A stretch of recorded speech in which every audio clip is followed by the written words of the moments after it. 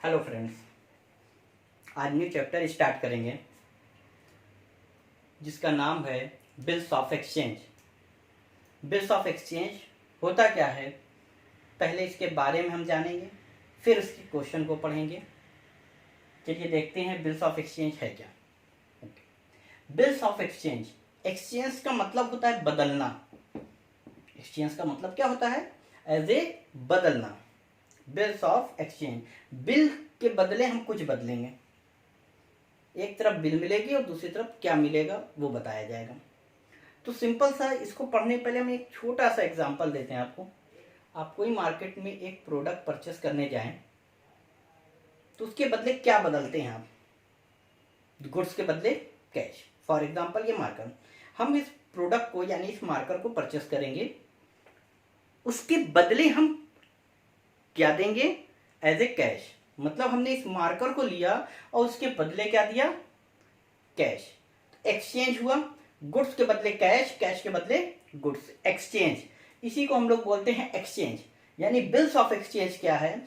ये बिल्स के बदले एक्सचेंज करेंगे। मतलब हम गुड्स लेंगे, पैसा नहीं देंगे, एज ए बिल देंगे। अब आप कहोगे कि ये बिल हम क्यों देंगे? हम प्रोडक्ट खरीद रहे हैं, हमें पैसा चाहिए, हमें पैसे का काम है, क्योंकि बिना बिल के हमें पैसा मिलता नहीं। बिल हम देंगे, कोई प्रोडक्ट तो हमें मिलेगा नहीं। हमें पैसा देंगे तब तो प्रोडक्ट मिलेगा। तो बात सही है, मगर यहाँ पे बिल के बदले हमें एक्सचेंज करना है। अब इस बिल के बदले हमें क्या एक्सचेंज करना है वो हम बताएं। इसका सारा कंडीशन जो है वो एज ए क्रेडिट पर डिपेंड करता है। जो प्रोडक्ट आप खरीदेंगे, जो प्रोडक्ट आप बेचेंगे, वो सारे प्रोडक्ट एज ए क्रेडिट पर होगा। और उस क्रेडिट के बदले हम उसके ऊपर बिल लिखेंगे। किसके ऊपर लिखेंगे? राइटर परचेजर के यानी पेई के ऊपर बिल लिखता है। अब पेई कौन है? जो परचेजर होता है वो पेई होता है, और जो सेलर होता है वो राइटर होता है यानी रिसीवर। अब कोई भी प्रोडक्ट खरीदने के पहले परचेजर ये भी कह सकता है कि मैं आपके जान पहचान का हूं, मैं आपका फ्रेंड हूं, मैं आपका रिलेटिव हूं, आप हमें प्रोडक्ट बेच दीजिए। अरे बिलीव रखिए, मैं आपको 1 महीने बाद, 2 महीने बाद, 3 महीने बाद पेमेंट कर दूंगा। तो सेलर जो है, सेलर अपने बिजनेस में पक्का बिजनेसमैन होता है। वो कभी भी किसी भी प्रोडक्ट को बेचता तो है मगर किसी के ऊपर बिलीव नहीं करता, क्योंकि उसको सबसे बड़ा पैसा चाहिए और बिजनेस है। उसके लिए सबसे बड़ा बिजनेस और पैसा है। एक एग्जांपल आपने सुना होगा, एक कहावत सुना होगा, न बाप बड़ा न भैया, सबसे बड़ा रुपया। तो वही एग्जांपल है कि चाहे आप कितने बड़े जान पहचान हो, चाहे बहुत बड़े रिलेटिव हो, हम आपको प्रोडक्ट बेचेंगे मगर आप उसके ऊपर हमें बिलीव, एविडेंस दीजिए। एविडेंस ये दीजिए कि आप हमें उसके बदले क्या देंगे और कब देंगे, कि हम भरोसा कर सके। अगर कल को आप भाग गए, हम आपके ऊपर क्लेम करेंगे तो हमें कोई प्रूफ मांगेगा ना। आप हमारा पेमेंट नहीं किए, अगर हम आपके ऊपर एफआईआर या केस करेंगे तो वो वाला हमसे प्रूफ मांगेगा ना पुलिस, कि आप एफआईआर तो कर रहे हैं, उसके लिए आप एविडेंस दें, प्रूफ दें कि क्या सबूत है कि आपका पैसा उनके पास बाकी है। तो वो कहता है ठीक है, आप एक बिल बना दीजिए, एक बिल बना दीजिए, और उस बिल पर परचेजर और सेलर के ऊपर डिपेंड होता है। पर कैसे? सेलर प्रोडक्ट्स को सोल्ड करेगा और परचेजर परचेस करेगा। तो जो सेलर होता है, ठीक, सेलर एंड परचेजर, सेलर ही आपका राइटर होता है और परचेजर पेई होता है। अब ये परचेजर पेई क्या करता है? जब ये प्रोडक्ट को सेल करेगा, किसके पास सेल करेगा? परचेजर, यानी ये बेचने वाला, और दूसरा क्या होगा? खरीदने वाला। बेचने वाला जब खरीदने वाले से के ऊपर बिल लिखेगा और बिल्स के ऊपर उसको कहेगा ठीक है, आप कितने दिन में आप पेमेंट कर सकते हैं, कहेगा भाई हम 3 महीने के लिए आपका पेमेंट कर देंगे। तो वो 3 महीने के इसके ऊपर बिल लिखेगा। सपोज दैट इन्होंने प्रोडक्ट को 20,000 में सोल्ड किया,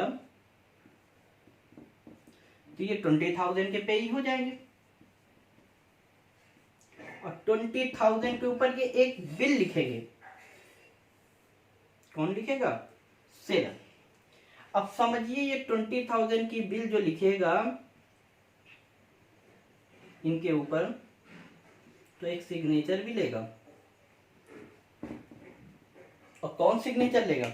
बिल लिखने के बाद ये बिल किसको देगा? एज ए परचेजर को। समझिए, प्रोडक्ट आप कहीं से भी खरीदिए, तो प्रोडक्ट को खरीद तो आप लेते हैं मगर बिल आप नहीं बनाते, बिल हमेशा सेलर बनाता है। तो ऐसे ही बिल ये बनाएगा और बिल बना के परचेजर को देगा, और परचेजर क्या करेगा? बिल को एक्सेप्ट करेगा कि ठीक है, मैं इस बिल को जो आपने दिया है 3 महीने की, आप 3 महीने में हम आपका इसका पेमेंट कर देंगे। ठीक, 3 महीने का पेमेंट करने के लिए इसको सेल करना, सिग्नेचर करना पड़ेगा। ये मिस्टर राम है परचेजर और ये श्याम है, तो राम अपनी सिग्नेचर करेंगे। और सिग्नेचर करने के बाद ये नहीं कि अपने पास रख लेंगे, रिटर्न टू इट, रिटर्न कर देंगे किसको? एज ए सेलर को। सेलर कौन? श्याम को रिटर्न करेंगे। कहेंगे रिटर्न क्यों किया? अगर ये रिटर्न नहीं करेगा तो इनके पास एविडेंस प्रूफ है क्या?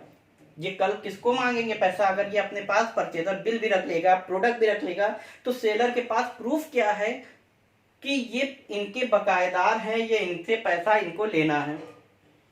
तो ये क्या करेंगे? इनको बिल देंगे। और बिल कब लिखेंगे? जिस दिन प्रोडक्ट को सोल्ड करेंगे उसी दिन लिखेंगे, और उसी दिन सिग्नेचर करके वापस उनके पास से ले लेंगे, और एक फाइल के अंदर या एक अपने बोलते हैं कबर्ड के अंदर एकदम फिक्स रखे रहेंगे। इसको तब तक रखे रहेंगे जब इसकी 3 महीना डेट ना आ जाए। प्रूफ के लिए एक तरह से इनके लिए ये असेस्ट है कि हमें इनसे 20,000 रुपए का ये हमको बिल मिल गई। अब इंतजार करेंगे 3 महीना, जैसे ही होगा ये बैंक के पास जाएंगे और उसके बदले ये क्या ले लेंगे? As a payment. ठीक, अब बिल का मैटर भी समझिए बहुत। बिल एक 2 रुपए का पेपर है, जाता तो है पेपर, मतलब एक देखा जाए 2 रुपए के पेपर के साथ, भले से इसके ऊपर लिखा हो 20,000 रुपए, गया 2 रुपए, मगर इसके जाने में और आने में बड़ा फर्क है। जाने में और आने में बहुत ज्यादा फर्क है। क्या ज्यादा फर्क है? जाता एकदम रद्दी कागज की तरह है, एकदम वेस्ट पेपर है, मगर जैसे ही ये सिग्नेचर करके लौटा देता है तो इसकी 2 रुपए की कीमत 20,000 में कन्वर्ट हो जाती है, क्योंकि ये एक तरह का 20,000 रुपए इनके पास बन जाएगा, 20,000 की असेस्ट बन जाएगी। तो ये क्या कहलाएगा? As a seller, as a purchaser. समझ में आया? आप देखे होंगे प्रोडक्ट को सोल्ड किया जाता है मगर एज ए उधार, क्रेडिट पर, जो एक दूसरे के ऊपर कभी बिलीव नहीं करते। बिलीव करने के लिए उनसे एक बिल लिखा लेते हैं। ठीक, अब बाई चांस ये मुकर जाते हैं कि राम कि हम भैया अब आपका पेमेंट नहीं करेंगे, तो ये तुरंत कोर्ट के पास तुरंत जाके इनके ऊपर FIR या केस कर सकते हैं कि ठीक है आपने नहीं करेंगे तो हम आपके ऊपर क्या कर देंगे? केस कर देंगे। तो ये क्या करेंगे? इनके ऊपर केस कर सकते हैं। तो ये क्या कहलाएगा? Bills of exchange. ठीक, अब इस बिल को विड्रॉ करने के लिए आप याद रखिए, आपको हमेशा 3 डेज मैच्योरिटी डेज मिलती है, जिसको ग्रेस पीरियड भी बोलते हैं, मैच्योरिटी डेट। ओके, अब ये मैच्योरिटी डेज क्या है? यानी बिल से एक्स्ट्रा डेज मिलता है आपको। अगर 3 महीने की बिल है, आप पेमेंट करने नहीं जा सकते तो आप उससे ज्यादा 3 दिन आपको और मिलेगा, आप विड्रॉ करा सकते हैं। अब इस विड्रॉ कराने में कभी कभी हॉलीडे भी मिल जाता है आपको। अब ये हॉलीडे कैसा है? एक इमरजेंसी हॉलीडे होता है और एक जो होता है गेस्टेड हॉलीडे होता है। इमरजेंसी हॉलीडे और गेस्टेड हॉलीडे में बहुत फर्क है।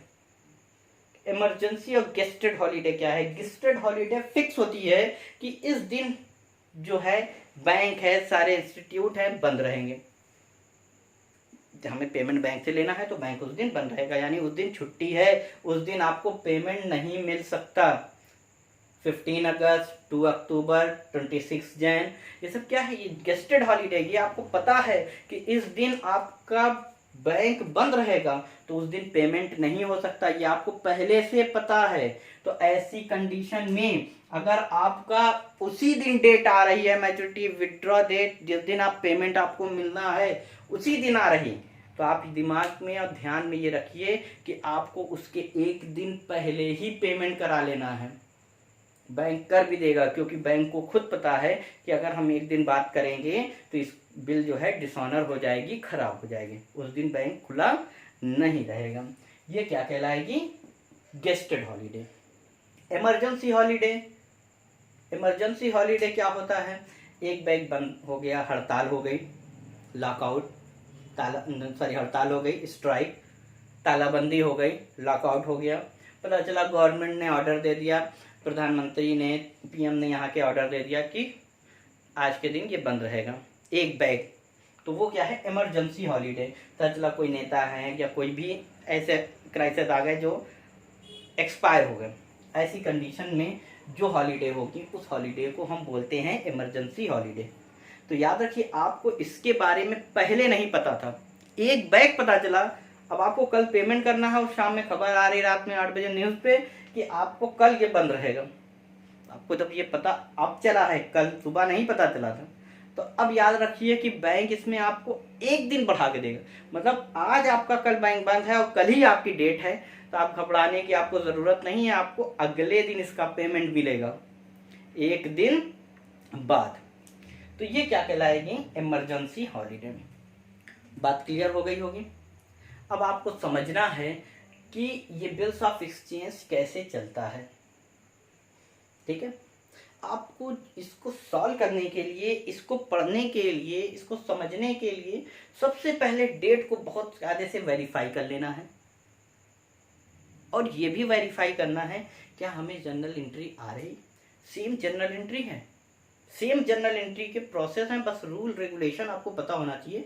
और आपके जर्नल एंट्री में 3 रूल हैं, personal, real and nominal. Personal, real and nominal. Personal क्या है, रियल क्या है एंड नॉमिनल क्या है। पर्सनल के रूल आपको पता है तो आप जर्नल एंट्री पास कर लेंगे, रियल पता है तो जर्नल एंट्री पास कर लेंगे, नॉमिनल पता है तो भी जर्नल एंट्री पास कर लेंगे। मगर आपको ये भी समझना है कि वो रूल में क्या चीज़ हमें डेबिट करना है, क्या चीज़ क्रेडिट करना है।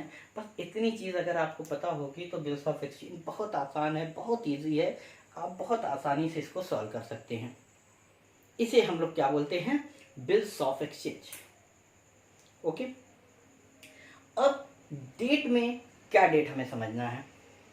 अगर हमारे पास टोटल 12 मंथ है तो आपको ये समझना है कौन सा मंथ, कौन सा महीना 31 है, 30 है या 28 एंड 29 है।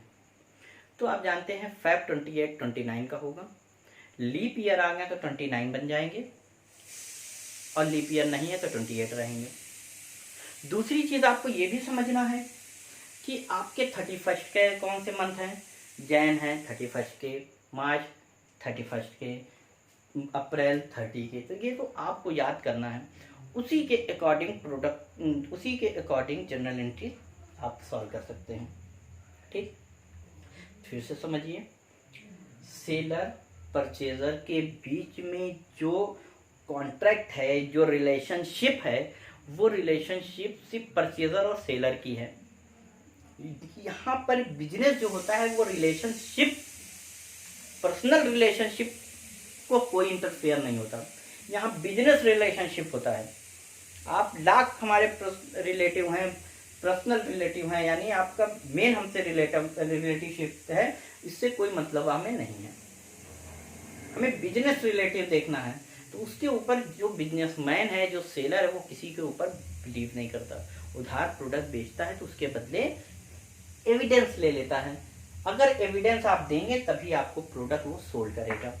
ठीक है, समझ में आ गई बात। ठीक, आगे समझते हैं कि कैसे होता है इसके बारे में थोड़ा सा और। अब देखते हैं सेलर और परचेजर के बीच में कैसे है, समझना है आपको। अभी आगे हम फिर पढ़ाएंगे, आगे देखिएगा, सिर्फ जरा सा चीजें समझिए। सेलर आपको प्रोडक्ट को सोल्ड करेगा, किसको सोल्ड करेगा? राम को। अगर सेलर ने राम को गुड सोल्ड कर दिया तो राम क्या हो जाएंगे? रिसीवर। इसका मतलब debit the receiver, Ram account, यानी सेलर अपनी बुक में करेगा राम अकाउंट डेबिट टू क्या सेल किया? Product to. अब हमें राम के अकॉर्डिंग समझना है कि राम ने क्या किया होगा। राम ने सेल नहीं किया होगा, राम ने परचेस किया होगा, यानी गुड्स आए होंगे। Debit what's come in purchase account debit to, किससे परचेस किया? श्याम से। गुड परचेस फ्रॉम श्याम, तो यानी बाई श्याम। ओके, अब गुड्स इन्होंने सोल्ड तो किया, तो क्या किए होंगे? श्याम ने बिल लिखा होगा, किसके ऊपर लिखा होगा? राम के ऊपर। राम को बिल भेजेंगे, ये बिल के ऊपर सिग्नेचर करेंगे और सिग्नेचर करने के बाद इनको रिटर्न कर देंगे। बात समझ में आ गई होगी। किसने रिटर्न किया होगा? राम ने। जब राम रिटर्न कर दिया तो राम गिवर हो गए। Debit the receiver, credit the giver. क्या रिटर्न किया? बिल। बिल इनके पास आई तो बिल हम लिख सकते हैं, मगर अभी समझिएगा, टू किसने रिटर्न किया? राम ने। अब इनके पास चीज एक है, बिल, तो ये रिसीव करने वाले हुए, तो इनके नाम हम लिख सकते हैं BR, बिल रिसीवेबल। ये क्या हो गए? पेई। किसके पास बिल गया? श्याम के पास, श्याम रिसीवर हो गए। श्याम अकाउंट डेबिट टू, इनके पास से क्या गया? बिल, तो यहां लिखेंगे बिल्स पेपर। ओके, उसके बाद हम लोग समझेंगे कि ये राम ये श्याम करेंगे क्या। कुछ टाइम बाद, 3 महीना, 4 महीना, 5 महीने बाद ये बिल को लेके जाएंगे, उसके बदले पैसा मिलेगा। तो आप इनसे कर सकते हैं। कहां से पैसा मिलेगा? बैंक से। बैंक अकाउंट डेबिट टू क्या लेके गए? बिल। इनके पास बिल आएगी क्योंकि ये पेमेंट करने वाले हैं, और इनके पास से पैसा जाएगा टू बैंक। तो ये हमारा कहलाएगा बिल्स ऑफ एक्सचेंज। ओके, तो आपको इसको समझना है और थोड़ा सा दिमाग लगाना है। ये बहुत ही चैप्टर बहुत ही इजी है। आपने जनरल एंट्री पढ़ा, सेम सिमिलरिटी है, बस थोड़ा सा दिमाग लगा के आप इस क्वेश्चन को सॉल्व कर सकते हैं। ओके, अब इसमें आप पढ़ेंगे, समझेंगे। Okay, thank you.